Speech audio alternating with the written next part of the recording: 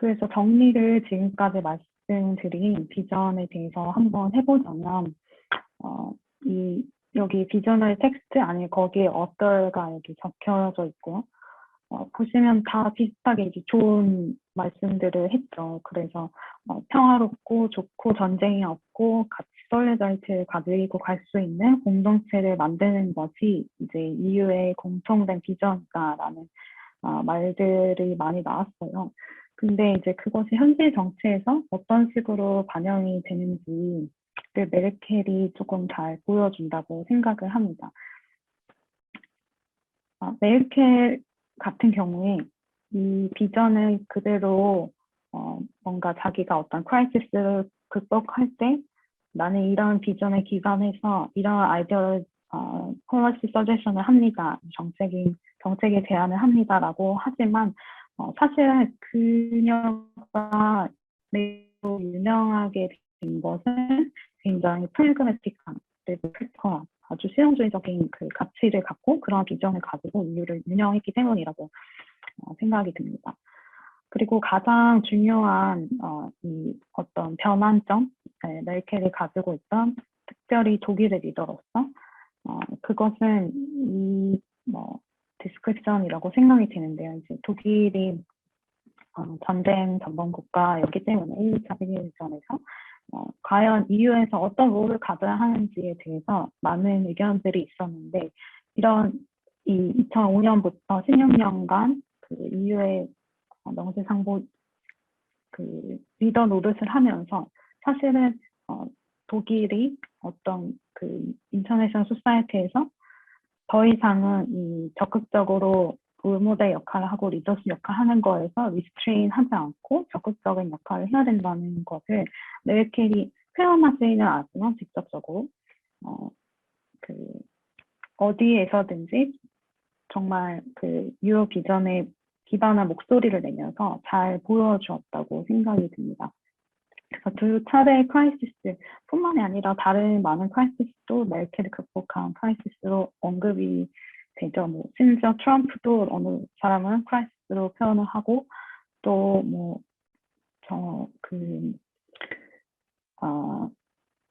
디모크래시 크라이시스라고 이제 표현하면서 동유럽에서 포퓰리즘이 아주 득세한 그런 것들도 크라이시스라고 표현하지만 어쨌든 오늘 저는 이 두 가지 크라이시스, EU가 겪었던 크라이시스를 위기를 메르켈이 어떤 비전을 가지고 극복했는지 한번 설명을 해보려고 합니다.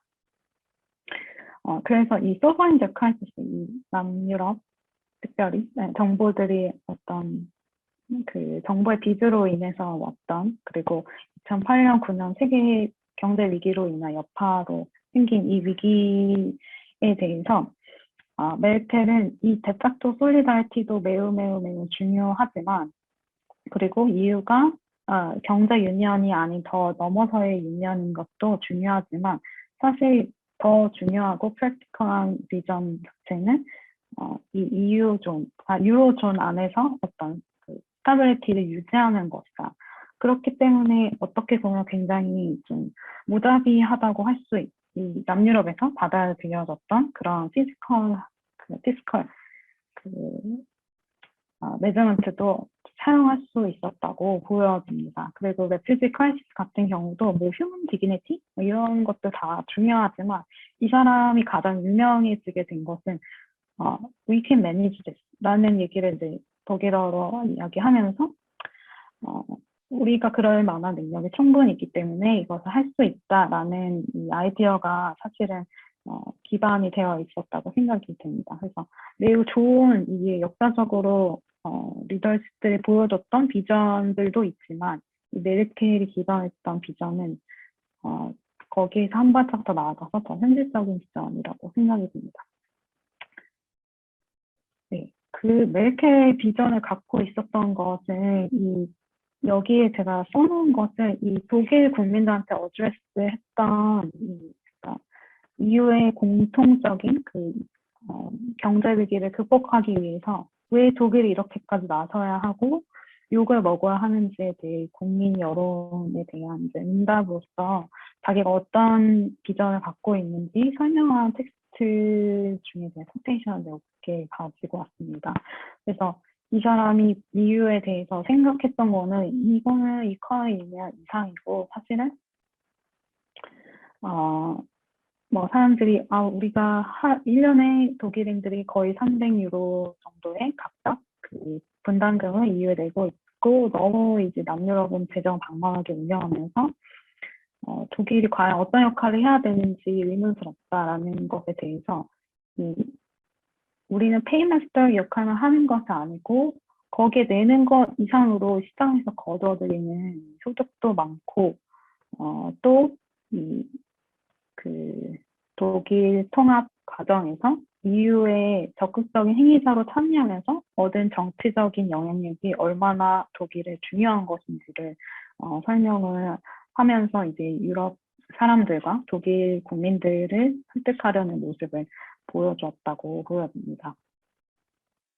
그리고 지금 많은 아까 제가 그 초반에 그 메르켈이 없는 유럽은 뭐 파리에 에펠탑이 없는 것 같다 뭐 이런 식의 의견들도 많지만 실제로 메르켈이 간 다음에 과연 뭐 바뀌는 게 있을까라는 의견들도 굉장히 있는 것 같습니다. 그래서 이 야시안 몽크 이제 디마크시의 그 대가라고도 할 수 있는 어쨌든 이제 떠오르는 학자이기도 한 이 사람은 이제 상당히 좌파라면 좌파적인 시각에서 이제 메르켈이 과연 뭘 했고 이 사람이 떠난 이후에 크게 이후의 비전이나 바뀔 것들이 없다라는 이 아이디어를 아틀란타즈에 지난달에 게재를 해가지고 좀 재밌다고 생각이 돼서 이 사람의 아이디어를 한번 소개해드리는 것으로 하려고 합니다. 이 몽크가 얘기할 때 우리는 뭐 앙겔 메르켈 별로 그리워할 것 같진 않다. 잃을 게 별로 없을 것 같다. 라고 이야기를 합니다. 그래서 어차피 모더레이트한 그 코알리션을 갖고 있는 집단에 의해서 독일은 비슷한 맥락을 가지고 통치가 될 거고 크게 달라질 것이 없다라고 이야기를 하는데 이 세 가지 아까 제가 말씀드린 위기들에 대해서도 조금 다른 해석을 합니다. 그래서 아까 처음으로 말씀드렸던 소버린 뎁 크라이시스 상황에서도 메르켈이 더 제너러스한 베일아웃을 할 수 있었는데 자기가 가지고 있던 어떤 원칙에 기반해서 그렇게 하지 않았고 오히려 이 결과들이 좀 경제적으로도 명확하지 않은 그 효과를 가지고 왔고 또 뭐 정치적으로도 그 동유럽이나 남유럽에서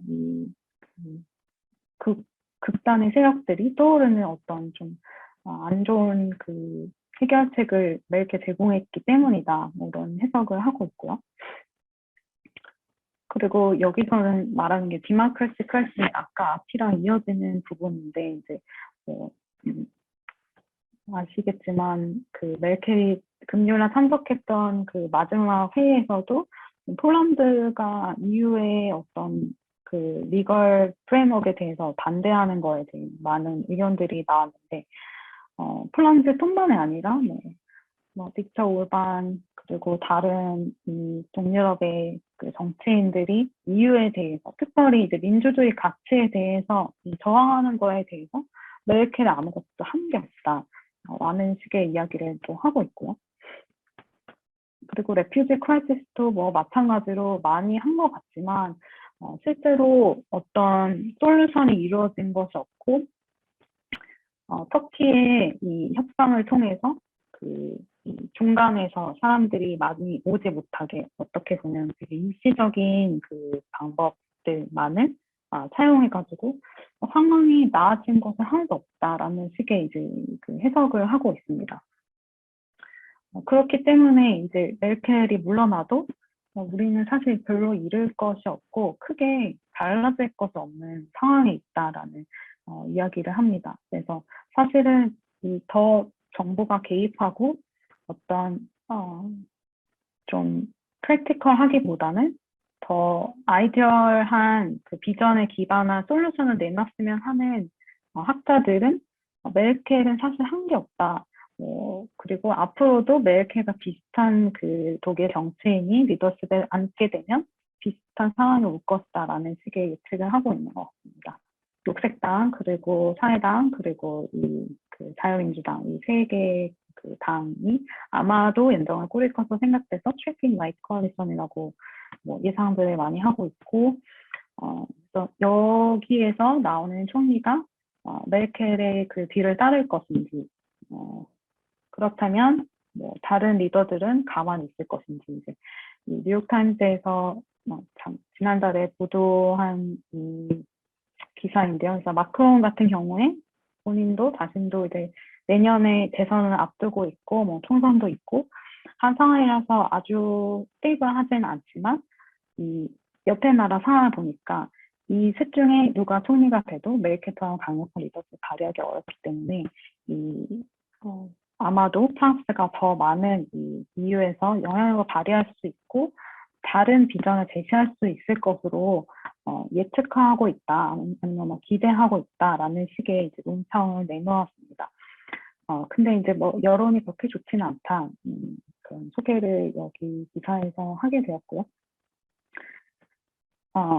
거기 나온 내용을 조금만 더 자세히 말씀을 드리면, 이 락난이라는 분이 분석을 하기로는 아마도 되게 약한 그 독일 총리를 갖게 되고, 그리고 거기에 더해가지고 이제 마크롱이 만약에 또 재선이 되게 된다 하더라도 뭔가 정치 색깔도 잘 맞지 않고 하기 때문에 그 오랫동안 다져왔던 그 독일과 프랑스의 그 좋은 리더십 관계는 다시 회복하기는 좀 어려울 것이다라고 이야기를 하고 있고요.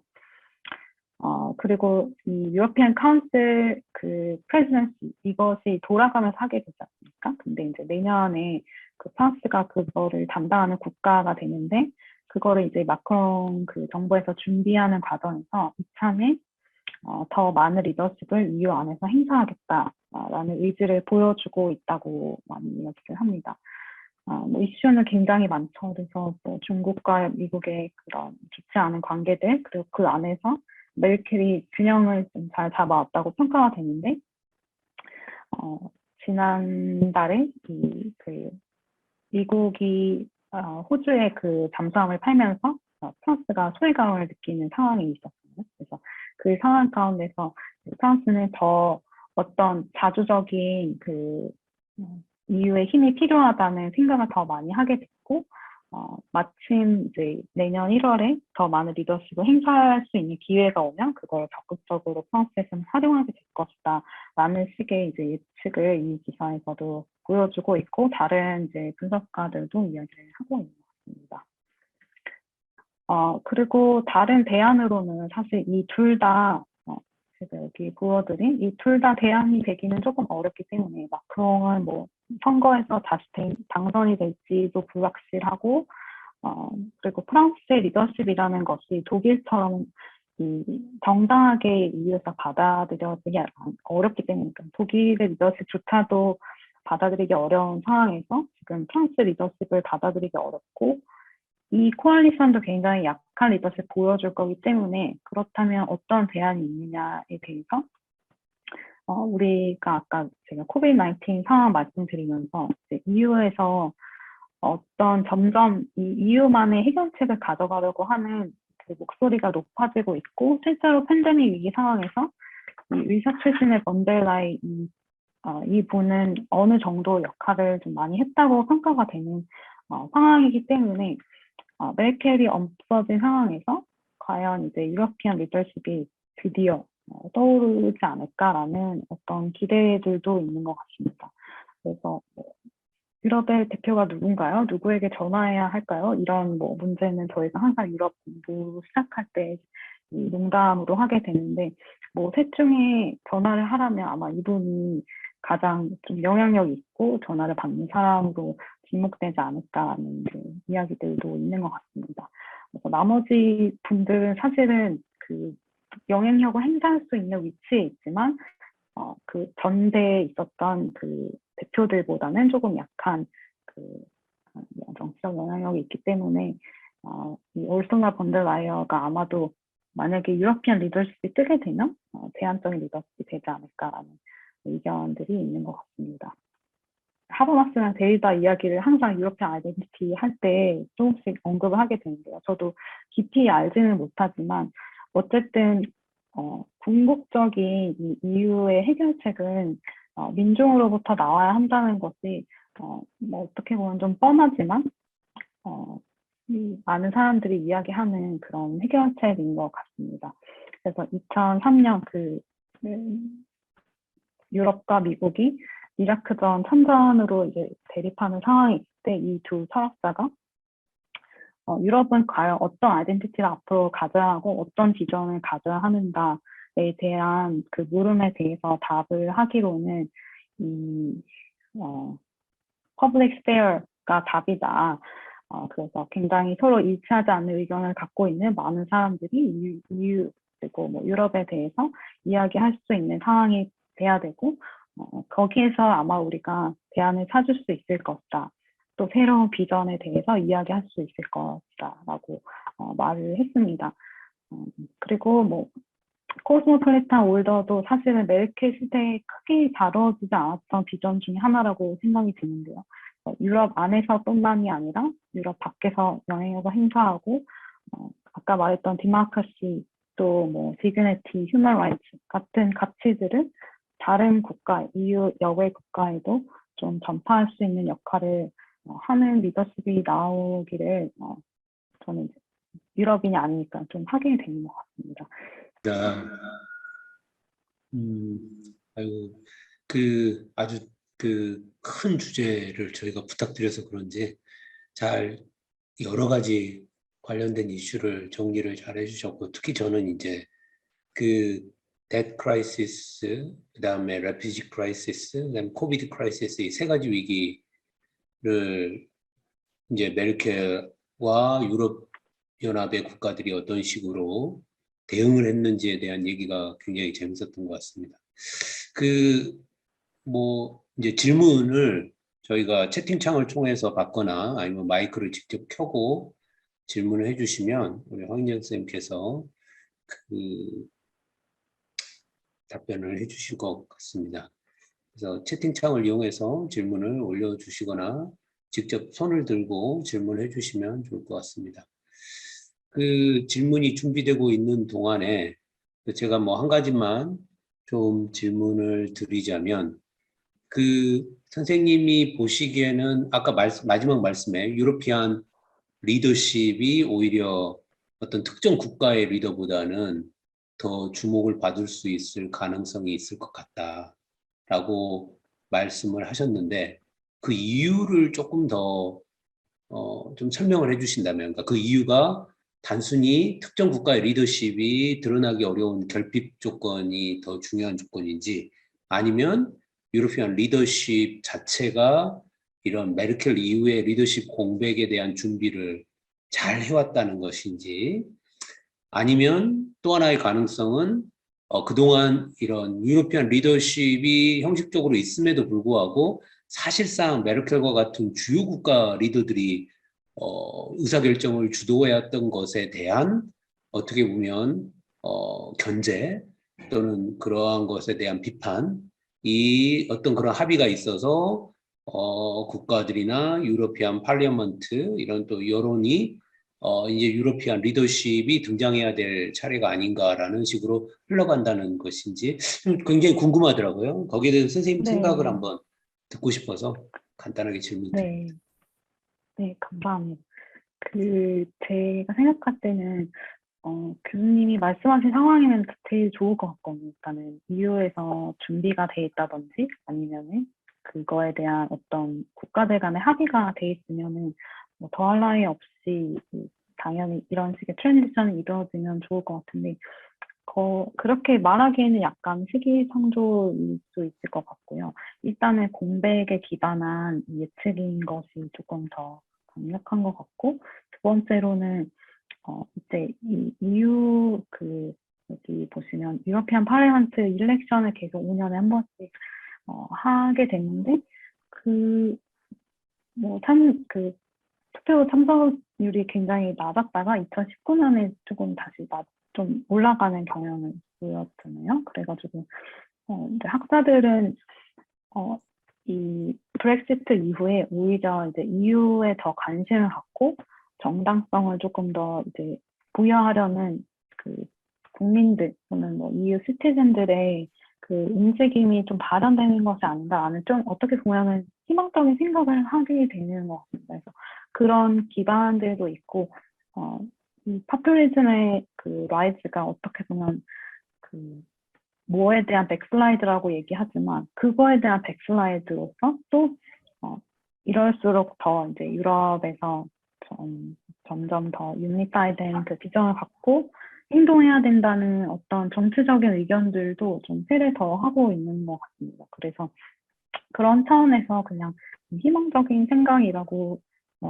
저는 개인적으로 생각이 되고요. 그리고 아까 말씀드린 이 코비드-19 상황에서 나름의 그 백신을 확보하려는 EU 차원의 노력이 좀 가시적으로 잘 보여져서 그런 것들에 기반해서 많은 사람들이 예측을 하고 있는 것 같습니다. 그래서 만약에 다른 모든 영역에서 이 리더십을 발휘하는 것이 어렵다면 어떤 전문적인 영역에서 그리고 이런 위기 상황에서 특별히 이 EU 리더십이 조금 더 역할을 할 수 있지 않을까? 그래서 구체적인 영역에서는 이런 것들이 가능하지 않을까라는 예측이 있는 것 같습니다. 근데 이제 구체적인 준비 상황이나 합의는 좀 어렵지 않을까라는 생각을 합니다.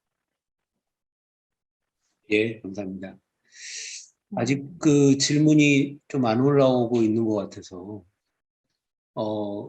질문을 기다리면서 또 한 가지 그냥 좀 가벼운 뭐 선생님한테 꼭 뭐 답변을 요청하는 건 아닌데 최근에 이제 미중 관계가 본격적으로 이제 슈퍼파워 컴피티션이라는 그런 국면으로 이제 접어들었고 그와 관련되어서 이제 유럽 내에서 미국과 중국 문제가 어떻게 이제 논의되고 있고 그 다음에 새롭게 등장하는 이제 독일 그 염정이 그 문제에 관해서 과연 기존의 메르켈이 취했던 입장과 달라질 입장일지 이런 것들이 이제 총리의 관심을 받고 있는 것 같아요. 특히나 이제 최근에 아우쿠스의 등장 속에서 유럽이 보였던 그런 불만 같은 게 이제 극하게 표출이 됐다가 이제 조금 누그러지고 있는 상황인데 그러면서 이제 유러피안 디펜스 어그리먼트에 대한 얘기가 이제 나토와 별개로 진행되어야 되지 않겠느냐라는 얘기가 나오고 있는데 선생님 보시기에 이제 신호등 연정의 가능성이 가장 높다고 지금 현재 점쳐지고 있는데 이 신호등 연정이 만약에 등장을 한다면 그 메르켈이 취했던 미중 관계에서의 입장과 과연 어느 정도나 달라지게 될 건지 그리고 그런 독자적인 목소리를 내자는 유럽의 독자적 목소리, 독자적인 어떻게 보면 그런 군사협정에 대한 여론에 대해서는 어떤 그 독일이 자세를 취하게 될 건지 선생님이 혹시 어떻게 보시는지 좀 궁금합니다. 네, 그 사실은 독일이 이제 유럽에서 큰 역할을 할 수 있었던 것도 그 미국의 전폭적인 지지가 있기 때문이고 이 둘은 정말 영국과 미국 이상으로 특수한 관계를 맺고 있다고 밖에 생각을 할 수가 없는데요. 그래서 그런지 이제 혹여나 뭐 사회당 출신의 그 총리가 당선이 되더라도 연정을 통해서 큰 변화는 없을 것이다. 그 독일이 미국에 굉장히 디펜던트하고 또 유럽연합과 별개로 이제 굉장히 긴밀한 그 동맹관계 유지하는 거에서는 별 그 변화가 없을 것이라는 예측이 더 많은 것 같습니다. 근데 아시겠지만 프랑스는 미국과 항상 좋지는 않고 특별히 이제 지금 아까도 말씀하신 오커스 상황에서 뭔가 그 프랑스만의 아니면 유럽만의 그 메커니즘을 만들어야 한다는 의견이 더 많아가지고 이런 상황에서 메르켈이 없고 그 아무리 미국, 독일의 얼라이언스가 강력하다고 하지만 거기에 리더십이 약한 상황에서 그 마크롱이나 다른 이제 차기 프랑스 대통령이 어떤 강력한 유럽만의 이니셔티브를 뭐 80년대처럼 조금 끌어볼 수 있는 상황들이 충분하다고 생각이 듭니다. 그리고 지금 이제 영국도 나갔잖아요. 그래서 미국 편을 들 만한 이제 강력한 국가가 하나 더 사라진 상황에서 그러기에 좀 좋은 조건이 점점 마련되고 있다고 저도 생각합니다.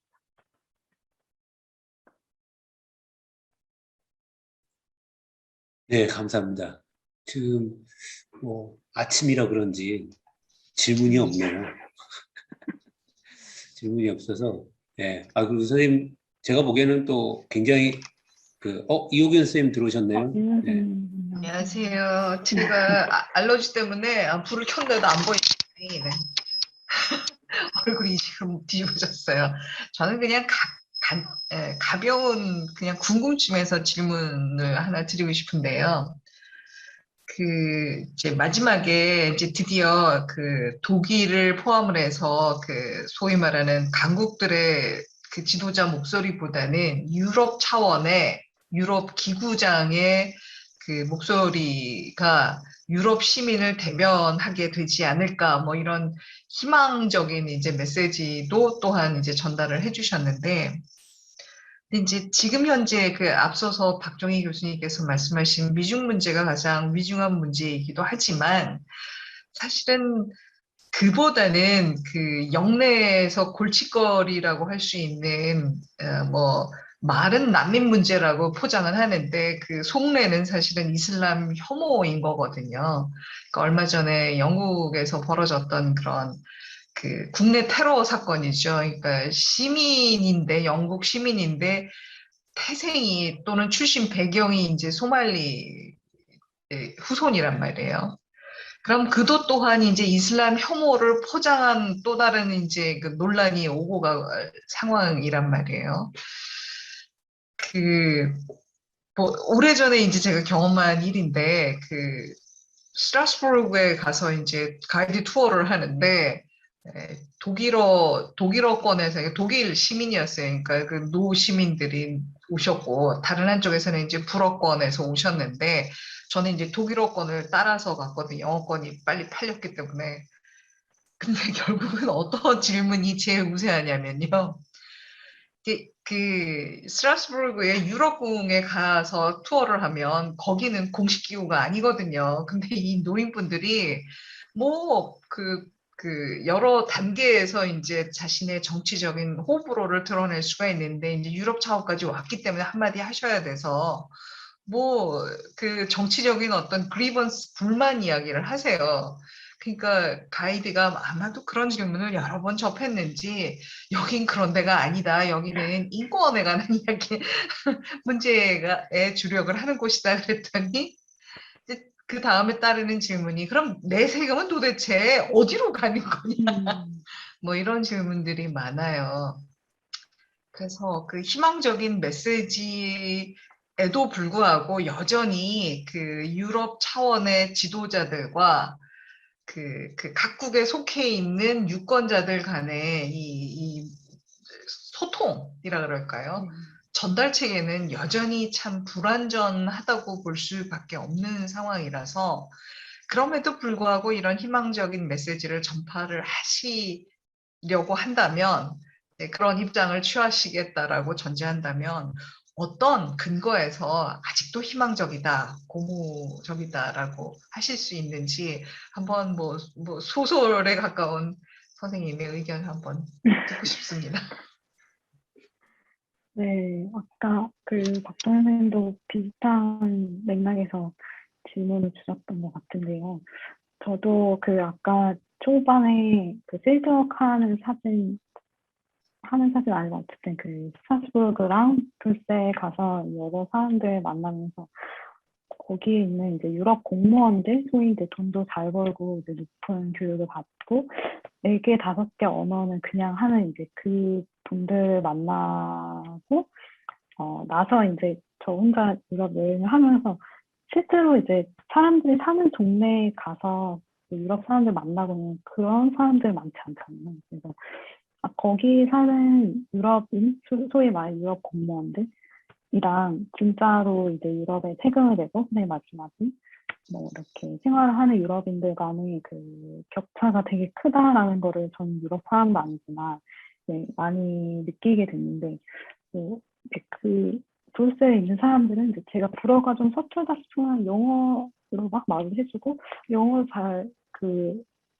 자기가 좀 그러면은 다른 나라 말하고 하더라고. 근데 다른 지방에 가면은 자기 나라 말도 잘 안 되는 상황이고. 근데 어쨌든 저도 이용원 선생님이 말씀하신 그 유권자들 소위 말해서 그리고 특별히 이제 연령 효과도 저는 있을 거라고 생각되는데 브렉시트에서도 보여줬듯이 이제 젊은 사람들 같은 경우에는 유럽 통합이 너무 당연한 세대에 태어나가지고 그런 것들이 없어지는 상황이 좀 상상하기 어려운 시대에 살고 있고 하지만 이제 전쟁을 겪었던 특별히 이제 그 세대는 아직도 EU 통합에 대해서 조금 받아들이기 어려운 부분이 경제적인 걸 떠나서 좀 있는 것 같아가지고 저는 이런 좀 희망적인 예측을 하기는 하지만 이 변화가 있는 데는 시간이 걸릴 거라고 분명히 생각을 하고 아까도 말씀드렸지만 이런 특별한 위기 상황, 코비드-19 같은 상황에서 그 국가들 간의 협력이 더 필요하게 된다는 것을 우리가 명확히 보지 않았습니까? 그래서 백신 말씀드렸지만 그것뿐만 아니라 모든 방역 상황에 대해서 EU의 어떻게 보면 역할이 중요하다는 거에 대해서는 그거에 대해서는 좀 합의가 좀 돼가고 있는 상황이지 않을까라는 생각을 하게 됩니다. 그래서 아까도 말씀드렸지만 충분히 EU가 준비돼 있고 또 여론이 합의가 돼 있어서라기보다는 이런 상황들 때문에 그리고 이 세 분 아니면 뭐 앞으로 여기 앉을 세 분 중에 뭐 자크 드로처럼 이제 유럽에 대해서 큰 비전을 갖고 있는 사람이 이 자리에 앉게 된다면 리더십의 역할도 메르켈처럼 중요하기 때문에 우리가 또 다른 상황을 한번 예측해 볼 수 있지 않을까라는 생각을 하게 됩니다. 이 본데 와이어 이분도 뭐 의사 출신이잖아요. 그래서 더 이 팬데믹 상황에서 리더십에 대해 좀 인정을 받고 자기 특수한 그 전문 분야이기 때문에 EU에서 더 역할을 할 수 있지 않았을까라는 생각을 하는데 그러한 마이너한 요인들도 작용을 할 것 같습니다.